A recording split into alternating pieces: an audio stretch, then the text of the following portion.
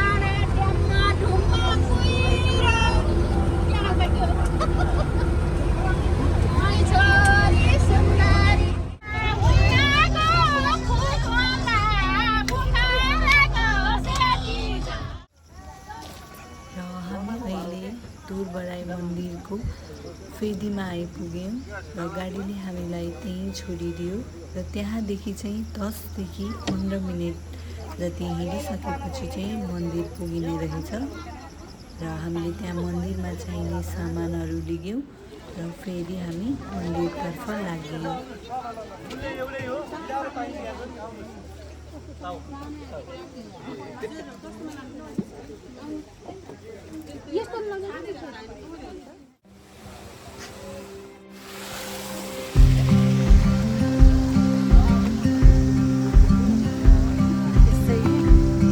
धेरै हिँड्नुपर्छ।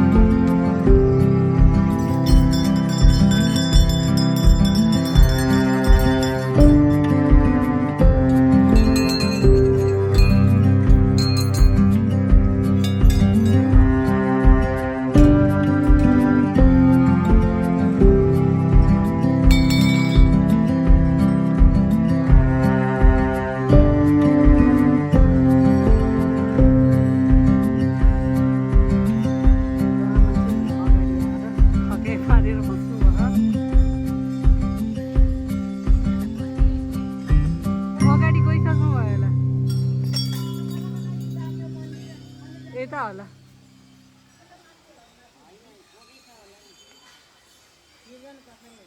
मन्दिरमा घन्टी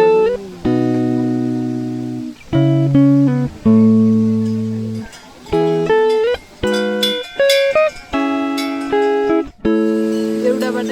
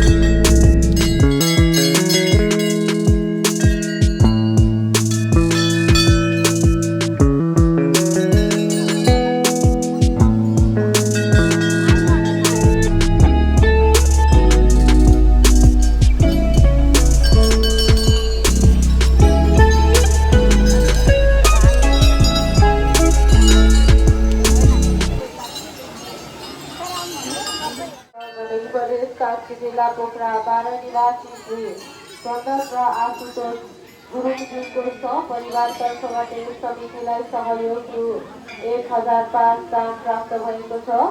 उहाँलाई ढोरबराई क्षेत्र संरक्षण समिति तर्फबाट र स्थानीय मान्यताका अनुसार यहाँ दर्शन गर्दा मनोकामना पूरा हुने विश्वास गरिन्छ।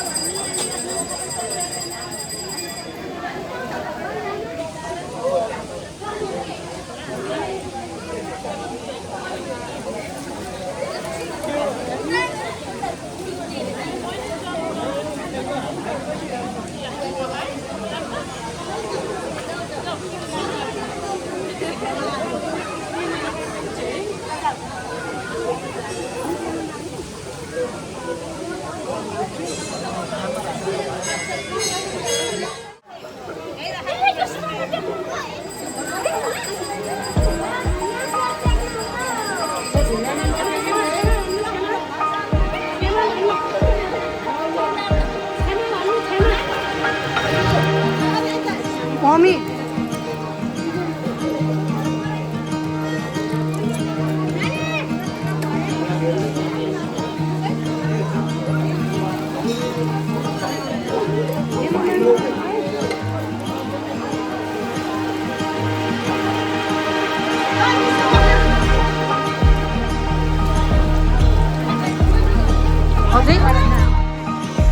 पाट माथि साह्रै अझ गल्ली चाहिँ चिप्लो खालको ढुङ्गा बिचको ढुङ्गामा नटेको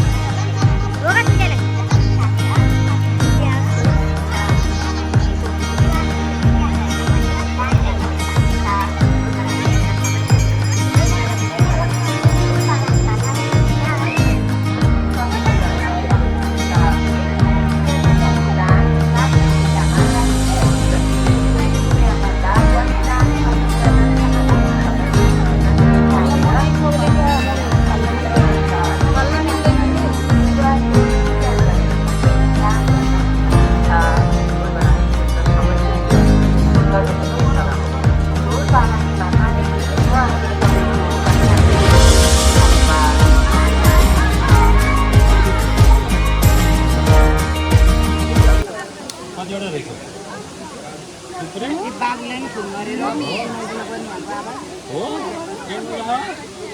हेर्नु छ होला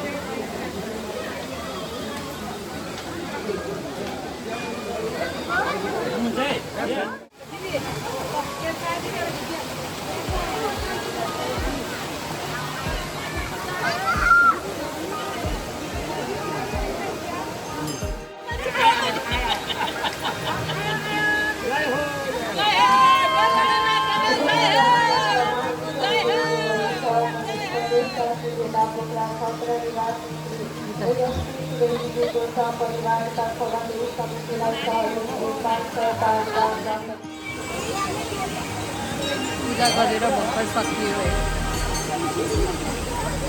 कस्तो लाग्छ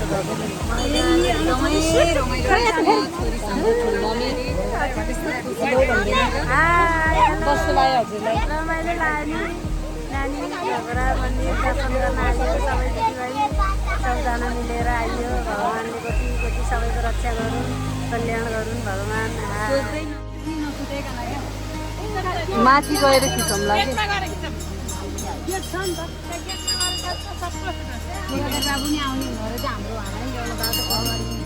फर्कियो कपाल कपाल छोड्यो हिरोइन भन्नलाई राम्रै हुन्छ होला अलिक सानो सानो क्लिपहरू खिच्छु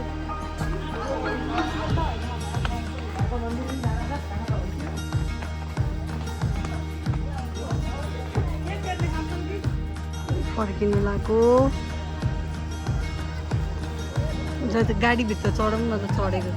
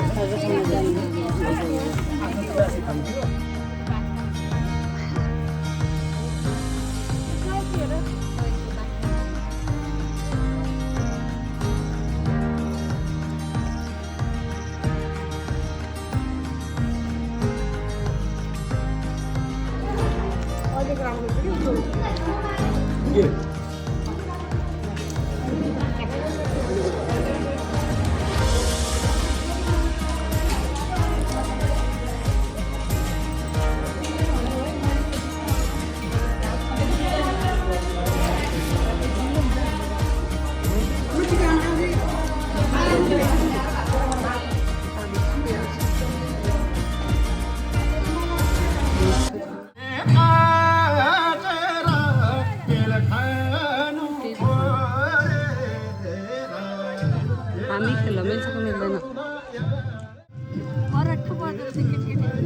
ल यता हेरेर खेल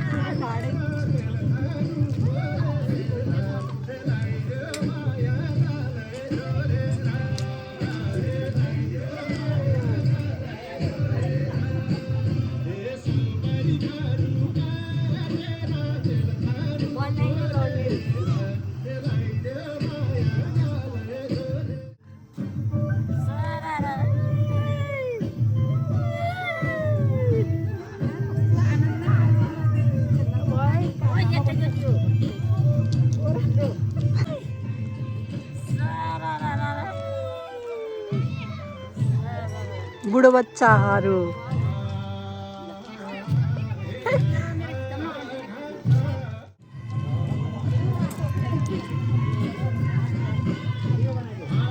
तिमी पिङ नखेल्ने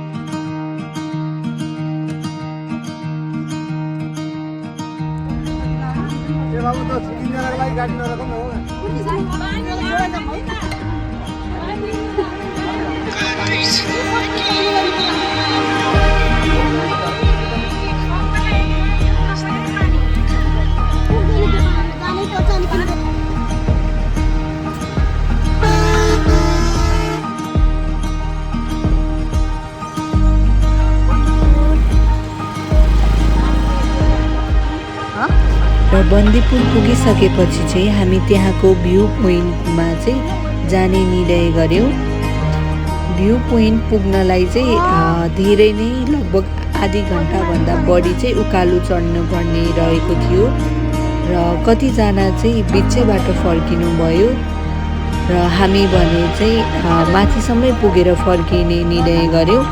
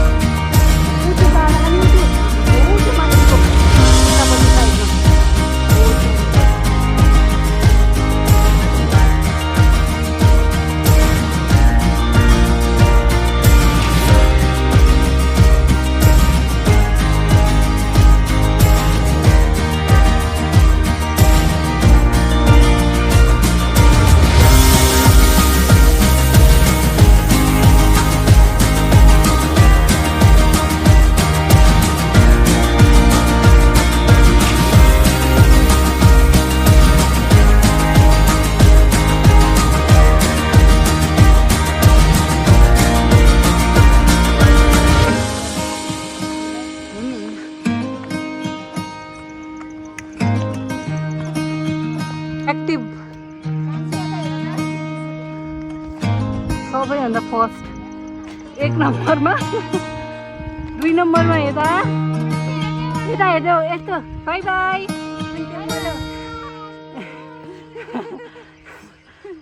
2 नम्बरको टिम हामी 3 नम्बरमा हामी हाम्रो दिदीहरू 2 जना छोडी फेरि उहाँ एउटा ग्रुप त उहीँ फेरिमै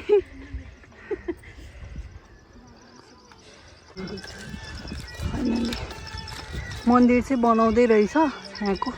लास्ट टाइम आउँदाखेरि पुरानो मन्दिर त्यही हो त्यो यो मन्दिरमा खिच्देऊ न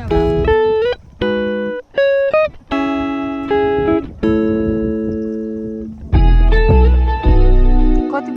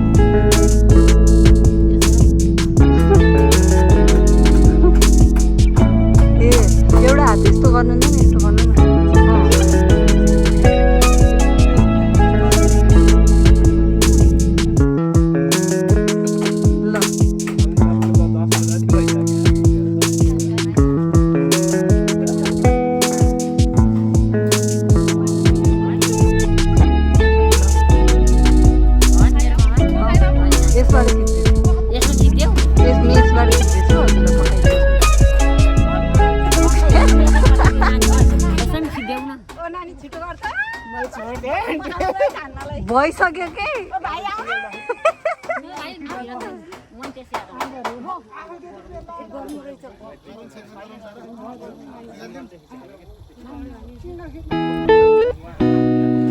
आमालाई पनि बोक्न दिनु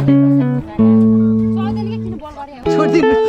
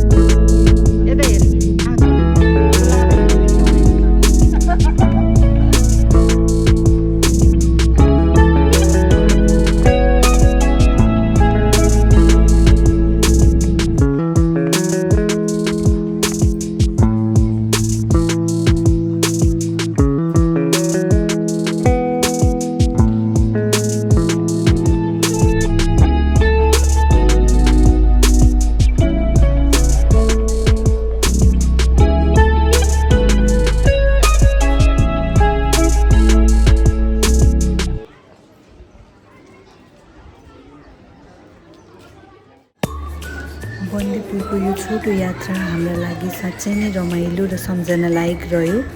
हामीले यहाँ केही फोटो र भिडियोहरू त खिच्यौँ, तर फोनको ब्याट्री सकिएको कारणले गर्दाखेरि चाहिँ हामीले धेरै सुन्दर क्षणहरू चाहिँ क्यामेरामा कैद गर्न सकेनौँ। त्यसैले यो ब्लग अलि छोटो नै भयो। त्यसपछि हामी बन्दीपुरबाट घरतर्फ फर्कियौँ र आशा छ यो सानो यात्रा हजुरहरूलाई पनि मन पर्यो होला र अर्को ब्लगमा अझ राम्रो ठाउँ र अझ धेरै रमाइला क्षणहरू लिएर फेरि भेट्नेछौँ। मिलेर मैले यस्तो कामले गर्दाखेरि यस्तो भयो।